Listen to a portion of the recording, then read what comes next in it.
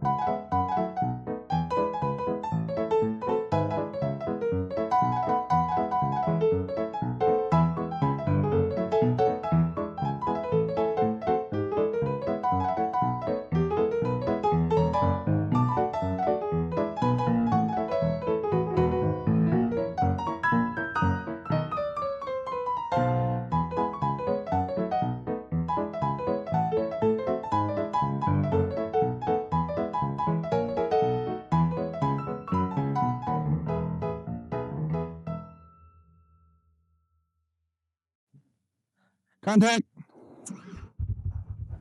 All right, folks. So what you guys missed is Peter and I talked. And for this obstacle, which you're just now getting introduced to, we're just going to go straight forward, reposition, and then keep going.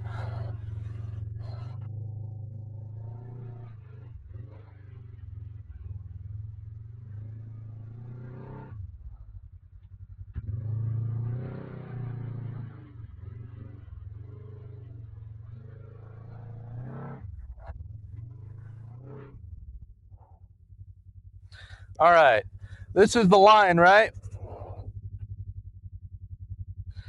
Backing up. Right here.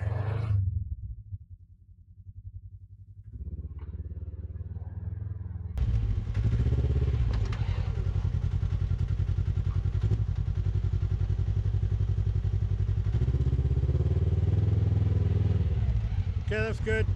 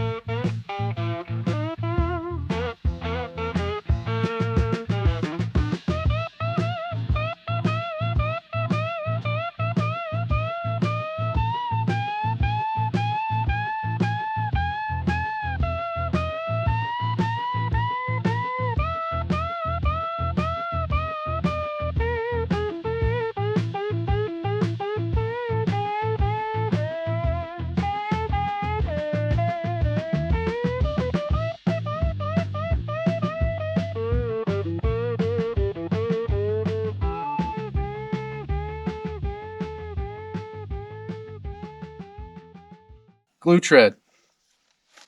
Peter does not know what GlueTread is just yet. I was telling him about it on the phone, but I said, I'm just going to shut up. I'm going to show you in person. So, But he told me enough that it is very cool and it's never been done before. it's never been done before. So, it's got sidewall patches, which is also something that is typically frowned upon, is patching or repairing a sidewall. In a pinch on the trail, it's not uncommon. Totally workable. So, we can do that. You can also replace your valve stem on the trail without taking the tire off from the bead, off from the rim. You can fix your punctures like you would any other tire with plugs. And you can also inflate it when you're done. This is pretty cool. So I used to teach the military how to break a bead and put a patch on the inside of a tire. I can tell you right now, when Morgan explained this on the phone, I said, on the outside or the inside? And I don't even know why I asked for the outside. And he said, outside. And we realized I'd never heard of that before. So you're going to go through it? Yeah, so I'll show you some of the cool stuff in it. We'll put that there for now. So it comes in a cool little Velcro canvas bag. I'm always sold on that. Here's your plugs. Hmm? Okay. Yep. Here is a sidewall patch.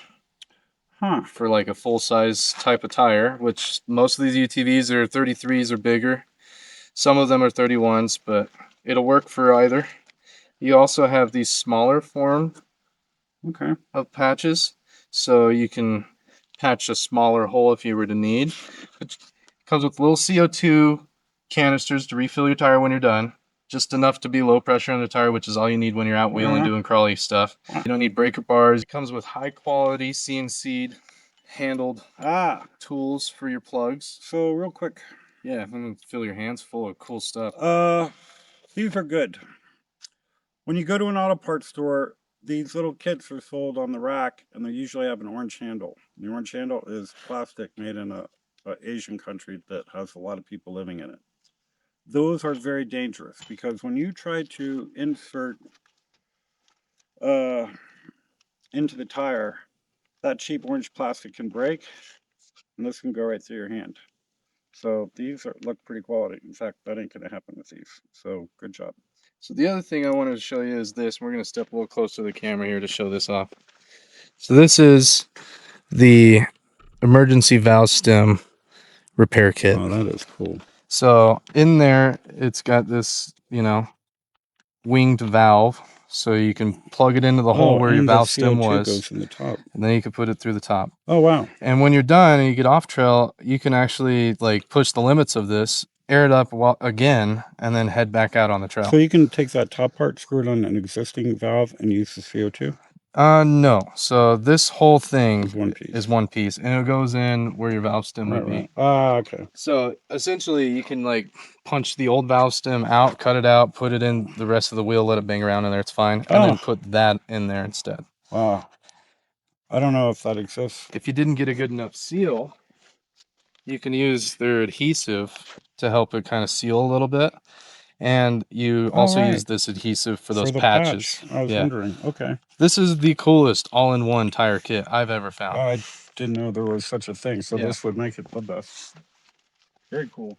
Hey, that's basically it. The rest of it's like instruction manuals, some rubber gloves. Where can I find this? Online? Yeah, so you can find this at GlueTread.com, I believe it is. All right. And if it's not right, I'll put it in the description below. This would actually make a Christmas present for all your off-roading friends, because all your off-roading friends have everything, and they don't have this. That's for sure. What Peter's saying is his birthday's coming up in September, and I know about it. So I got the perfect thing in mind for Peter for his birthday. No, but think about it. Everybody you know in off-roading has everything. Oh, yeah. Nobody has this. Right. Wow, look at that. We're in the right place, but we're not lost yet.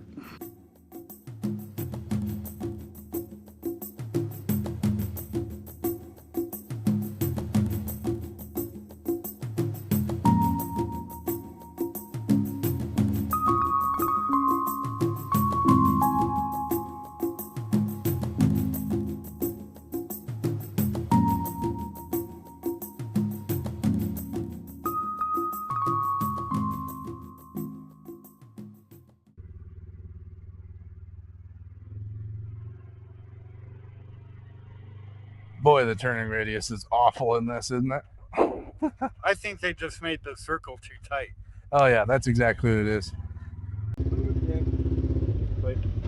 Now we're moving again. Moving.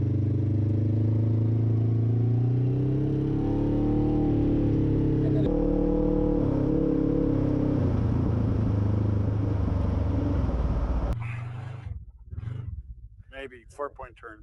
4-point turn. We got to do it Austin Power style. Oh, right. Watch that tree. Yeah, yeah.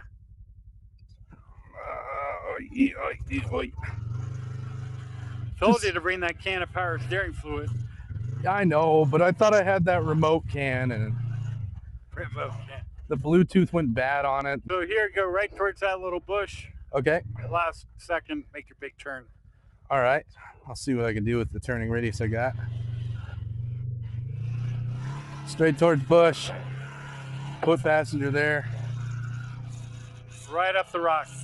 Straight up this thing? Yeah. All right. But not in the middle. You have to go a little left. Going left. There you go.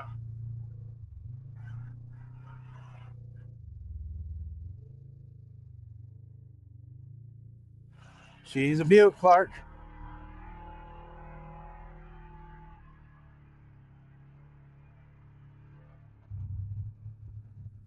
Nice. Did you ever figure out what the real meaning behind Dome Plateau was? Why they named it that? No, there's a rock up here called Dome Plateau. Of course. Well, I never look at my Onyx tracks out here. Oh, yeah. So I might stop here just a second just to make sure that phone's still recording. All right. So we don't make the same mistakes. That's pretty clever what you did, though. Hey, it works. It does work. All right. We are still recording, thank God. All right, punch it. Punching it. I suppose I could punch it a little harder if we No, want. I was joking. Oh.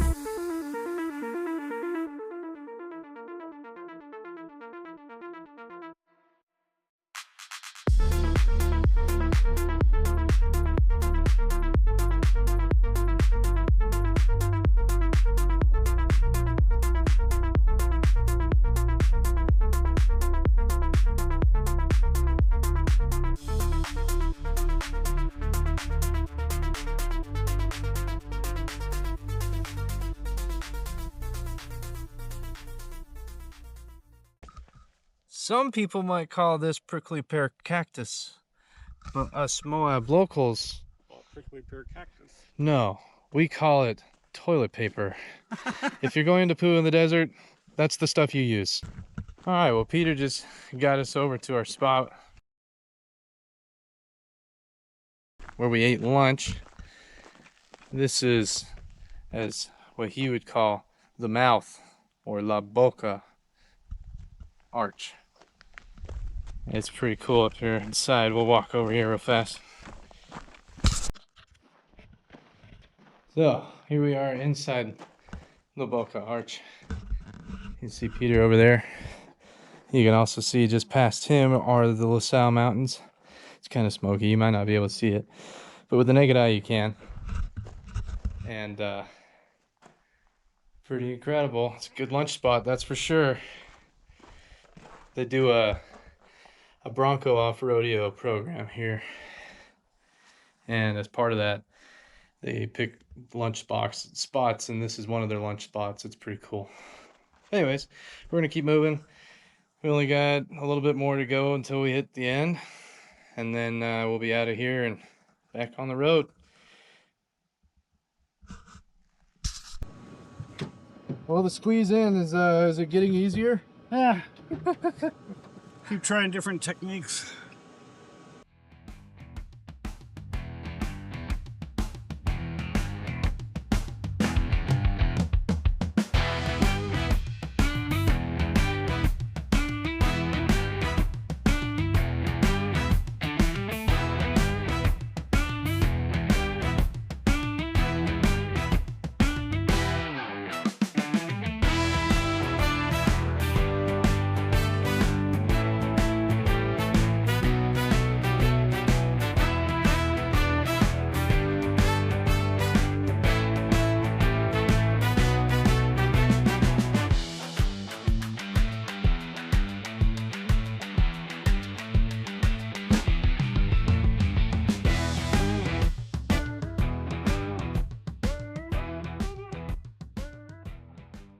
So if you come to a place like Moab and you go out into the nature, do trails, hike, all the above, the night before or when you get to that town or even before that, get maps of the area you're going to go into.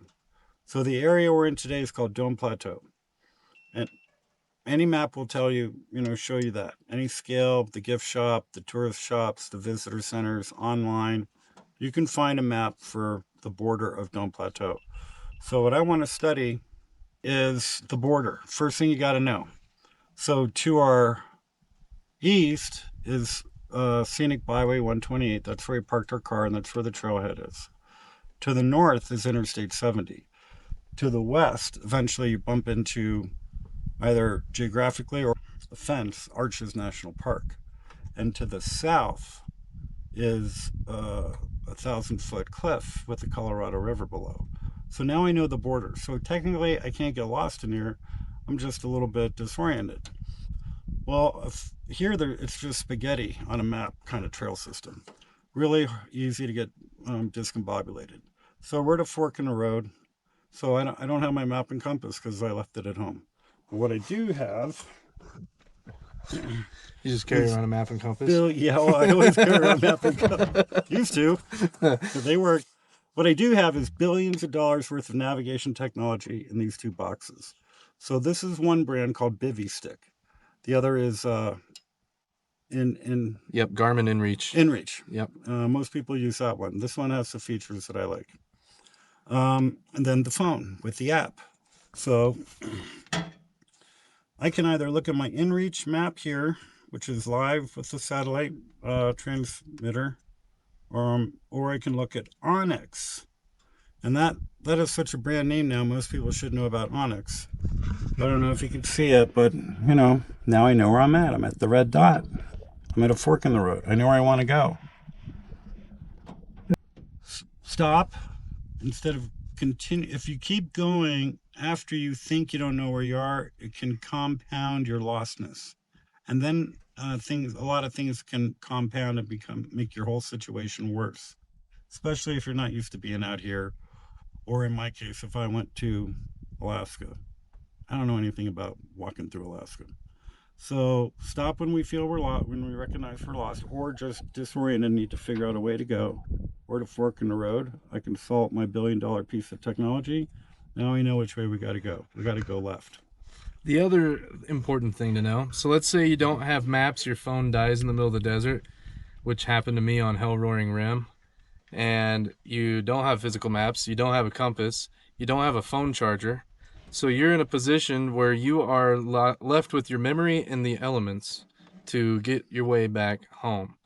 A very, very big advantage to figuring out how to get home is, one, know what your tire treads look like, and remember where you came from and look for your tire treads. That'll be a really good indicator on how to get back. If you kept driving around and your tire tracks are everywhere, you can just drive around in circles. So it's really important to pay attention to what you're in and what that looks like. And also you could come to a fork in the road like this one. And like, for example, we have stuff that way And we have another option that goes that way. And there's no tire tracks that are new on either side of those options. So that gives us absolutely zero indicator that we have been here before.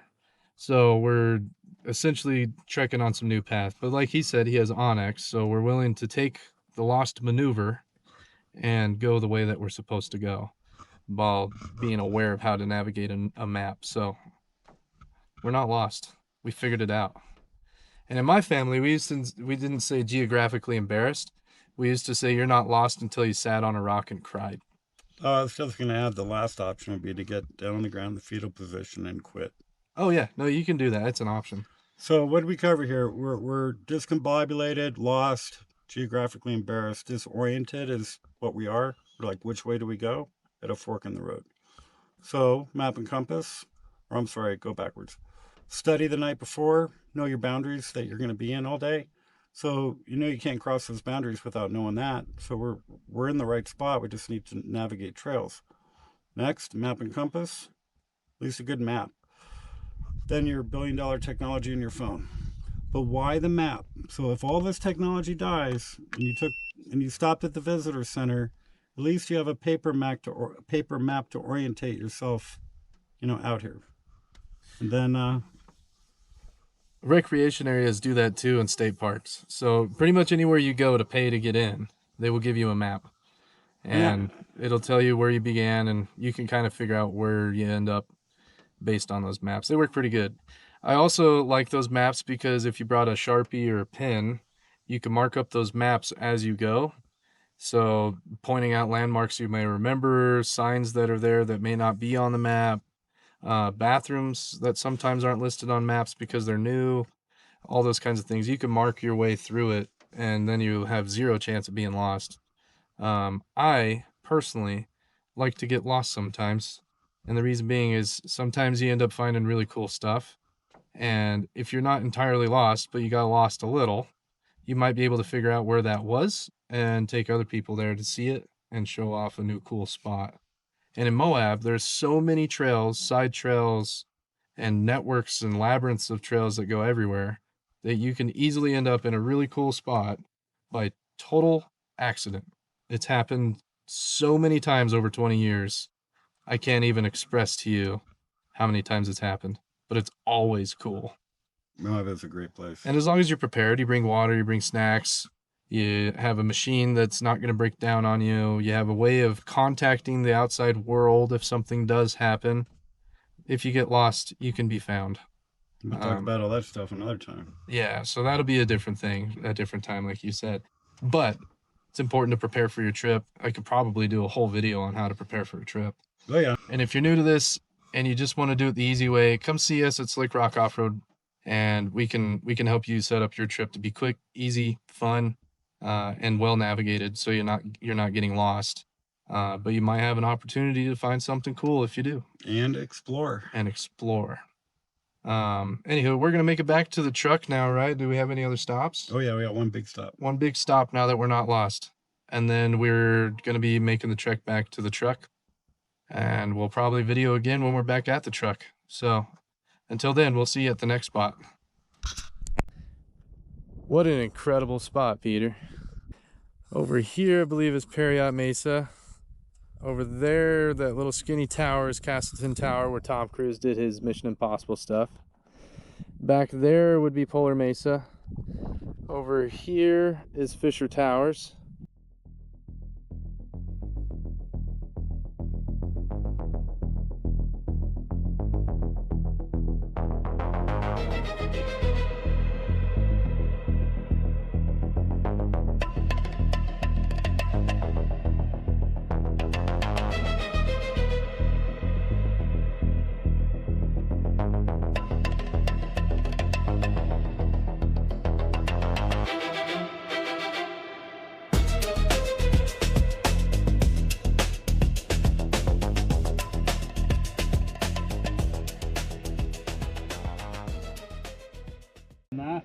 All right, well, Peter's got to go check our trailer.